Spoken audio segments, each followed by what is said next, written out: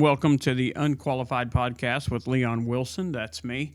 I'm extraordinarily happy to just be in the studio behind the camera and it not be because church is snowed in or we're snowed out or anything like that.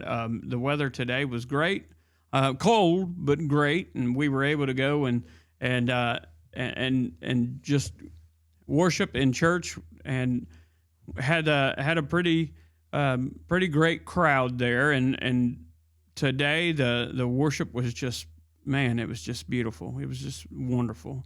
Everything you want, and so I know I needed it, and so many more have commented about it, and so I'm extraordinarily thankful to be able to say we had church in our building this morning.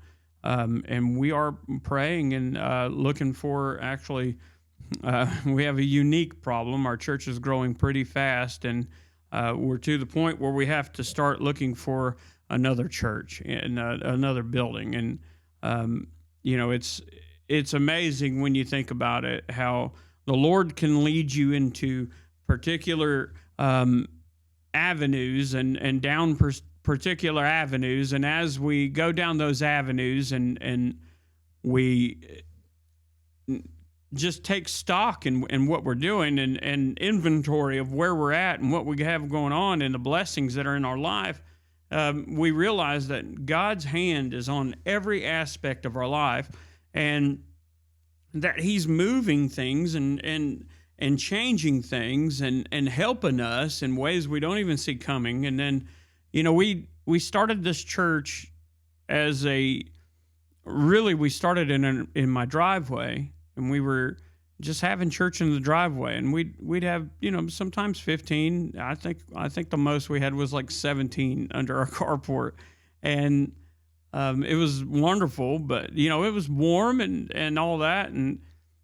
then as in October, we went to this church, and it was all but vacant for 3+ years, and it's sad to me. I'm not saying this is anything, a slight on anything or whatever, and I'm not trying to over dramatize anything. I'm just saying this building was all but vacant. They were having service there sometimes, and then it'd be maybe 2 or 3, 4 people, and I know that that's expensive, and I know it is, and so they were paying the money out of their own pocket to have church, and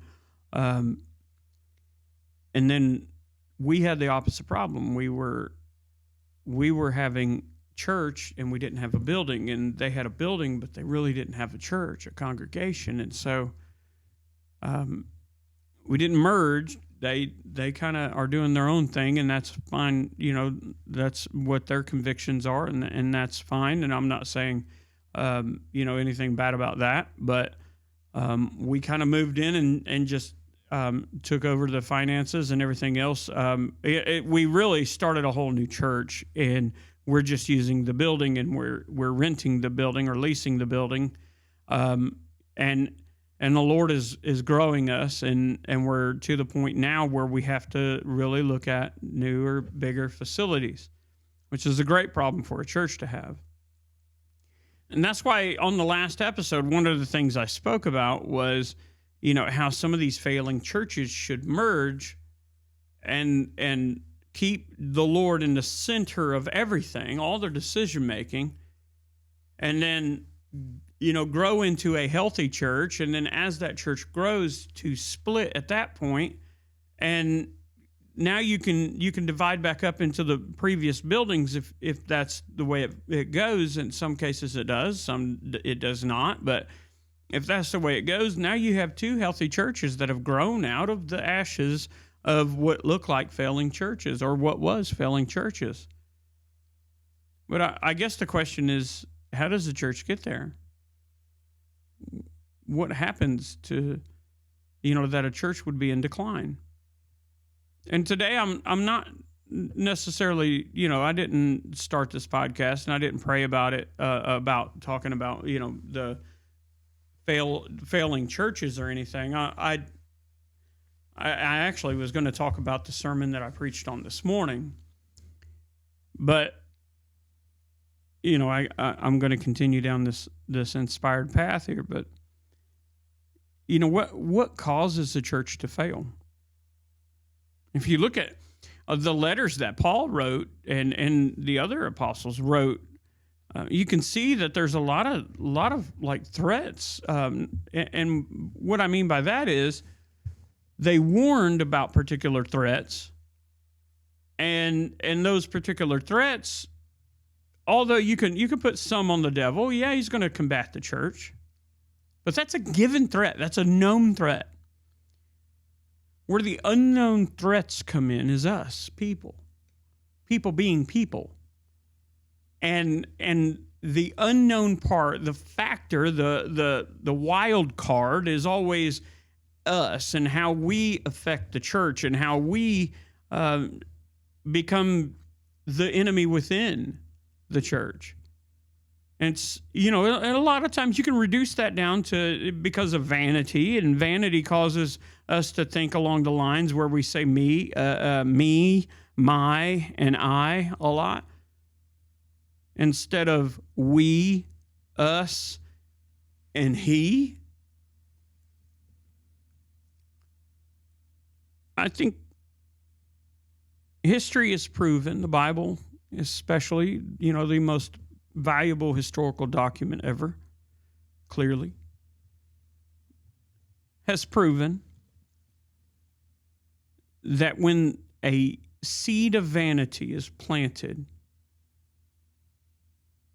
which you could say because of the carnality of man and the corruption of man, that seed is there, ready to be watered. And when that seed is watered, and when that seed is growing, it grows like a weed. Perhaps the image of the ark is provoked in your mind, as it is in mine. And when I think about the ark, I think about how the Lord told Noah to pitch it from within and without. And that the threat of water may come from the outside, but what's going on the inside? And that we need to protect the inside of our ark, that church. We need to protect the inside of the church just as much as we protect the outside of the church. And how do we do that? What's that look like when you do that? Well, to me, that looks like cultivating good relationships inside the church. That means proper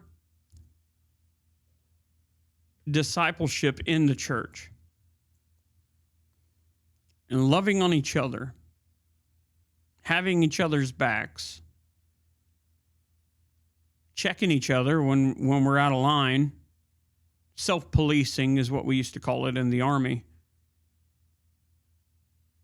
But in the grand scheme of things, as you look at how the church is currently being ran today, and the governance of the church, and all the different the bylaws and the traditions in the church, and all of those things, there's a whole lot of opportunity for toxicity to enter the church. And then when toxicity enters the church, you find yourself trying to backpedal, and you're always on your back foot, and you're never in the offensive where you need to be, because if the enemy can keep you on the defense, you are not throwing offense.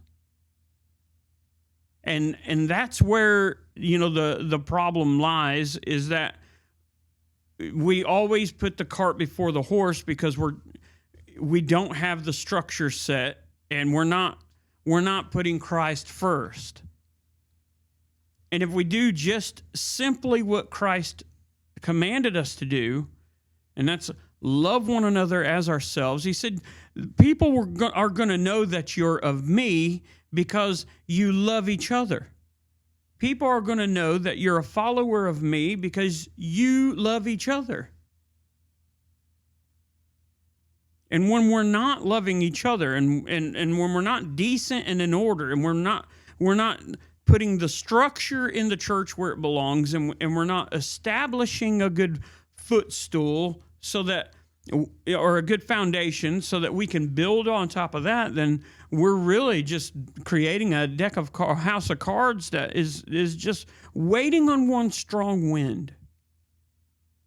And oftentimes the wind comes from within. And that's what's sad. And I don't like having to talk about that. Because I'd much rather talk about uplifting things. So let's change gears. As toxic as a situation can be and as tough as situations can be in church, I stand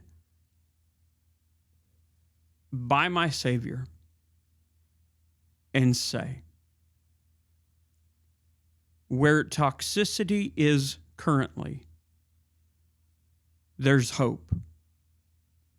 Hope of a guaranteed future if you commit to turning things around the right way. How do you turn things around the right way? There's only one way, and that is to get back in alignment with that Bible. That is to commit full force, full tilt, as I say, to move forward with God. And here's how you do that. Just like any infected wound, you've got to clean the wound. You can't go forward without understanding that there is a problem that you have to fix. Here's the problem with today's modern church. Here's the problem with today's modern man. Is that we would much rather forget or act like we're forgetting that there's a problem and just try to focus on moving on. You can't do that with a bum leg. If you've got infection in your calf and there's a problem there, it's an open sore, it's festered, it's nasty, you're getting the red streak and all that other kind of stuff. And if you're in the medical field, you know what I'm talking about. When you have that heavily big infected, let's just say it's like a wound the size of my fist, which God forbid you ever have anything like that, because, and I know I've had some injuries and whatever, but that's a lot of infection. When you have an infection like that and you're like, man, I'm just gonna act like this wound doesn't exist. I'm just gonna keep pushing forward. Guess what that does? It doesn't make the wound disappear. Instead, what it does is it makes you look like an idiot. And you can fix that. And it's super simple. The first step of fixing a problem is admitting you've got a problem. I don't know who wrote that, but they're a genius. I got a calf, got a hole in it. It's getting infected. What do I need to do? A damaged calf. What do I need to do? Oh, okay. Step one, take the cover off the wound, look at the wound, and then you're going to have to start cleaning the wound. Is that going to hurt? Yes. Is it going to be a tough moment to get through? There's going to be some tough moments to get through. It's probably going to be the worst hour, half hour, 45 minutes of your life. But it's got to be done. You don't ignore the fact that you have a problem. You face it head on and you charge full tilt at it and you destroy the problem. You cannot destroy a problem by acting like it doesn't exist. And that's what we do as the church. We look at a toxic situation over here. Guess what? If I don't acknowledge it, it'll work itself out and I'll just keep moving forward. That's not the answer. There's some things that you can allow things to work out. And I'll be the first one to tell you. That's a judicial kind of conversation that you have to have. We're going to let this play out and see how it works. Because a certain amount of conflict is a good and healthy thing. Why? Because it provokes growth. It promotes growth.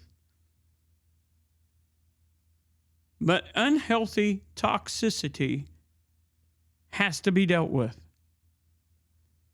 There's a church in the area that had a situation where they had to part ways with a member of their staff. And when they parted ways with a member of their staff, people had questions, and they were just we're not going to answer anything. We're not going to answer anything. You're just going to have to act like that didn't exist. We're looking forward. We're not looking in the rearview mirror. That's what I hear. I'm like, okay, so now you just opened it up for a bunch of rumors. And we're in the South, son. Small town, South, and it's Baptist. You're going to get rumors. And people are going to talk, and they're going to spin this stuff up and whatever. And guess what? Now you just open it up to where whatever they come up with is the truth. Or you could go ahead and start laying down some facts. Hey, we have a problem. That's step one. Here's the problem. Now you're cleaning the wound. You can rip the bandage off. Expose the infection. Here's the problem. Blank, blank, blank, whatever it is. And now you're cleaning the wound. Finally, at some point, you get past the infection. All of it's cleared out. You get down to the blood in all of it. And yeah, you know what? It ain't a great situation to be in. And sometimes you got to hurt a little bit more in order to fix and heal. But once you do that, now you put your medicine on it and you close the wound up. Maybe needs a couple stitches. Maybe you just need to hold it together, wrap it up real good, put some good gauze on it, and you're good to go. Same thing for this church situation. Hey, we got a problem. We had to let so-and-so go because of this. We're not going to go into all the details because we could be here for 16 and a half hours, but here's the deal. This is what we know. And now that we know this, we're moving in this direction. And if that means we need to have a vote or we need to do this, that, or the other thing, then let's decide that as a church and move forward. Is everybody okay with that? And if everybody's okay with that, then you go forward. If everybody's not okay with that, now you got to drop back and punt. And you got to say, we got to figure out what is going to be okay for us to move forward. And that's the proper way to do it. Because it's decent and in order. And I'm not saying that's a staying in tradition, and I'm not saying there's clear Bible to guide us in that. I mean, you could look at how Moses led the children of Israel out of Egypt, and you can look at how they went in the wilderness, and you can see that there was good counsel there, and that they had to make some tough decisions and things like that. God was speaking directly to Moses, and Moses spoke through Aaron to everybody else, and then he appointed judges and everything to keep the peace and all that. And then as time progressed, you still had your judges, and you still had kings, and you still had prophets, and you still had folks who were elders and leaders, and you even had prophetesses and all that. And it moved on to the church age, and then you get your deacons and your elders and your bishops and your pastors and your preachers and evangelists and all these people that are doing good godly work, and the structure to the church gets modeled after is still Israel in the wilderness. And the church should be still running under the same structure, but it was decent and in order. And there's no reason to change that. You know what happens? Let's go back to the beginning. Vanity.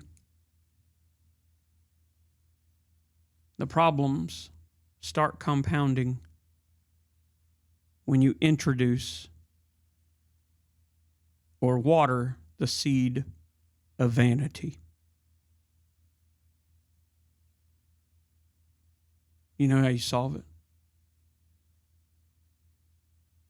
Expose the vanity. Get back on track. Get it under the blood and move on.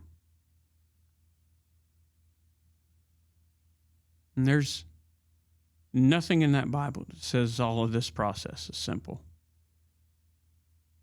On the contrary, there's plenty of Bible that says we're going to have conflict, that we're going to have problems, that we're going to face trials, and we're going to face tribulation, and we're going to face all kinds of issues, backbiting and everything else. If the early church was facing it during the time of Paul, who are we to try to, think that we're going to be exempt from all of those issues? We're not exempt from anything. But we're held to a standard, and that standard is that we do things decent and in order and within the alignment of the Holy Bible and to the glory of God the Father. That's what we're supposed to do. And if we're doing anything other than bringing glory to God the Father, then we're missing the mark. And we're going to have to fix that. And how do you fix that? By being clear, honest, transparent, candid, upfront, right there in the middle of everything. This is what we're doing. Here's the vision. Who's in alignment with the vision? If you're in alignment with this vision, then let's push forward. If you're not in alignment with this vision, then either A, the vision's not in alignment with the Bible, or you're not in alignment with the Bible, and we've got to fix one or the other. Hey, the vision's in alignment with the Bible. You're not in alignment with the Bible. You can either get in alignment with the Bible, or you can go somewhere else. But this is the vision, and it's in alignment with the Bible, and this is the way we're going to go. And if you've got good biblical proof that it's decent, in order, and in alignment with the Word, and gives glory unto God the Father, then by golly, go with it. Excuse me. But if the vision's not in alignment, and your vision is, and your word is, what you're saying is in alignment with the Bible, then the vision has to change. Because my God is not the author of confusion. Confusion comes from the enemy and from us. And sometimes we're the enemy. So, I will say that pushing forward for Christ isn't the easiest thing to do in the world. Oftentimes it comes with monumental decisions that affect your whole life on a lot of levels. And I don't envy those people who have had to make some of those big monumental decisions, and they might have erred in one way or the other and not stepped in alignment with the will of God, and they've fallen or they've lost so much. I don't envy that. I pray for those people because I've seen those people, good people, make bad decisions, and their life goes in a wild disarray. But I've also seen those people make incredible decisions that are in the will of God, that move in a direction, and then their life take off like a rocket. Now, I don't envy anybody, but I think, God, since you're not a respecter of person, and nobody's any better than anybody else, I have faith that if you can do it for them, you can do it for me. And I hold on to that kind of hope. That if I play my play my cards close to the chest, and I trust the Lord, and I don't give the enemy any more room than I possibly can. There's an ignorant side of our brain, and it's that side of our brain that is so easy and provoked to the stimulation of the world, and I try to crucify that part of myself daily, and I try to do my best to take my thoughts captive and guard my words and actions, because I want to be the good reflection of God. And don't get me wrong, we all fall short, we all do, and all that, and I'm not perfect, and I'm not even. I don't even know that I could be perfect or even if trying is going to be any better, but I do try. And I trust the Lord. And He has shown me time and time again that even though I might fall, I might fail, that I might step to the left or to the right just a little too far and out of His will. Now, He stands ready to put me back on track.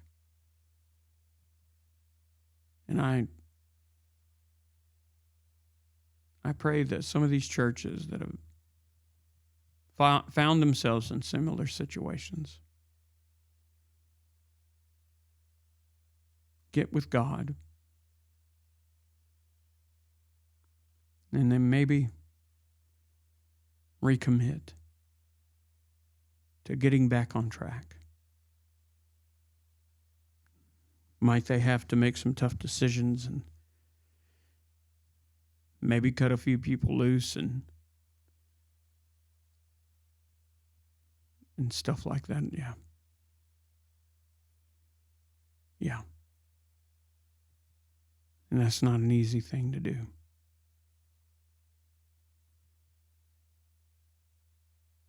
But it's a whole sight better than knowing you're going in the wrong direction and just not saying anything and then complicitly helping the church steer in the wrong direction.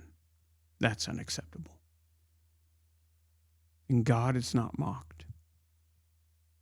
If you're doing the wrong thing at the helm of His church, He will put a stop to it. He will. And when He does,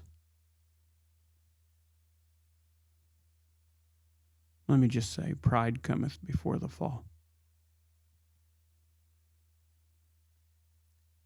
And the fall, man, I don't envy that either.